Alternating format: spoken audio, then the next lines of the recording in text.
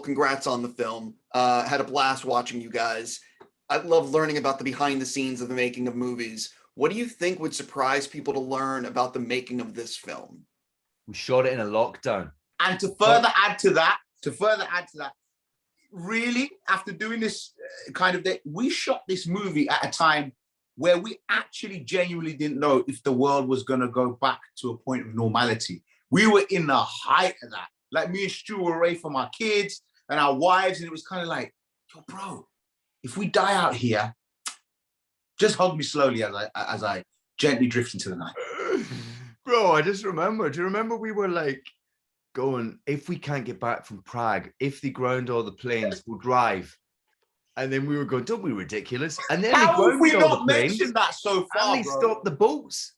Oh my God. And also we had this Brexit issue. So then we were like, are we even British nationals anymore? We're going to be just nomads wandering across Prague for the rest of our lives. So that was around the... Just thinking about that, like, I don't think people realize there was a time you guys were filming probably when really everything was still up in the air, where no one really knew anything. Exactly.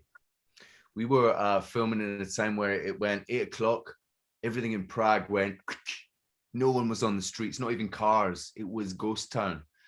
And then till 6 a.m, and we were off to work going, what's going to happen to the world, man? But, Stu, do you remember, bro, when I messaged you and I goes, yo, man, this is it, I'm dead. Because I tested positive on the way back into Prague. And Stu was really lovely. Everyone was really lovely. Like, don't worry, Gus, you're going to make it. But they had a separate WhatsApp group. They're like, look at this motherfucker's BMI. He is finished. Yeah, we started recasting in our heads. Yeah, we started recasting. I'm glad that I didn't know you got COVID. I'm just going to say I'm happy you made it through. I want to be honest. I don't think I got it. I think it was one of those cheeky false positives because I felt relatively okay. But it was just kind of like, just the fact that you're mentioning that and the time that we filmed in, it is crazy to think that, yo, we actually flew out there, Stu, and we did the movie. Madness. Yeah. I'm just curious. I'm a huge Nic Cage fan. I'm assuming you guys are big Nic Cage fans. I love the fact that he's a part of this movie, but he's not in the movie. Well, maybe he's going to be in a sequel. Imagine Nic Cage was in a sequel, man. Come on. He could have been a very young father, and he could be Brad Cage's dad. He could be Brad Cage's dad. Wow, that would be beautiful. Yeah, I mean, I was a massive Nic Cage fan. It was like, getting to do a film like this is like, my 14-year-old self's dream, sitting in a movie theater watching those films or watching like Con Air on TV.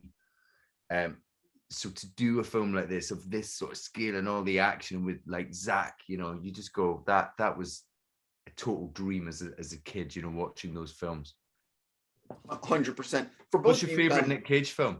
I mean, listen, that's an impossible answer, but in my immediate mind, I think Face Off. Yeah. But but it's an impossible answer because it's impossible. There's no best Nic Cage film. No, it's a which cage for which night film. That's what it is. Yes, I agree with that. That's really good. How do you guys actually? How would you compare the tone of this film to Army of the Dead? What do you want people to sort of know about it?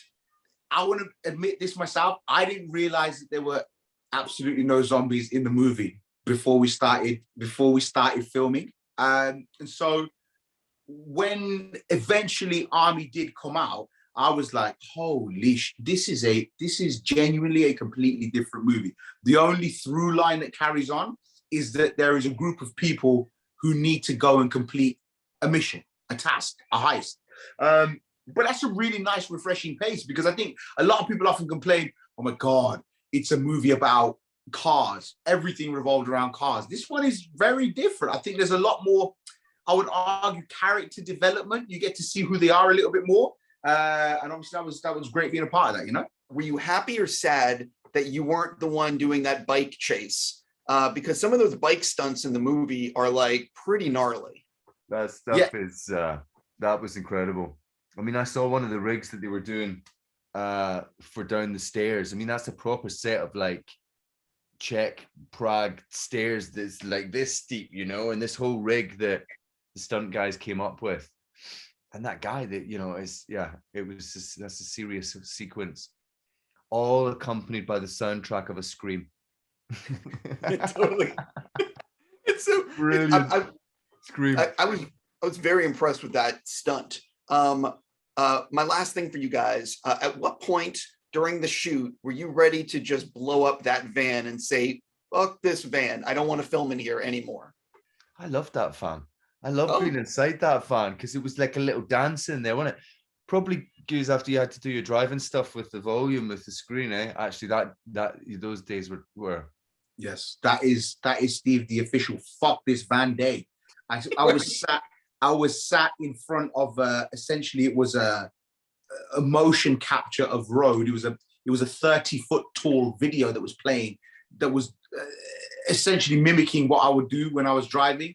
Bro, I've still got inertia to this day. It was hashtag after that day, fuck that van, official from Steve at Collider.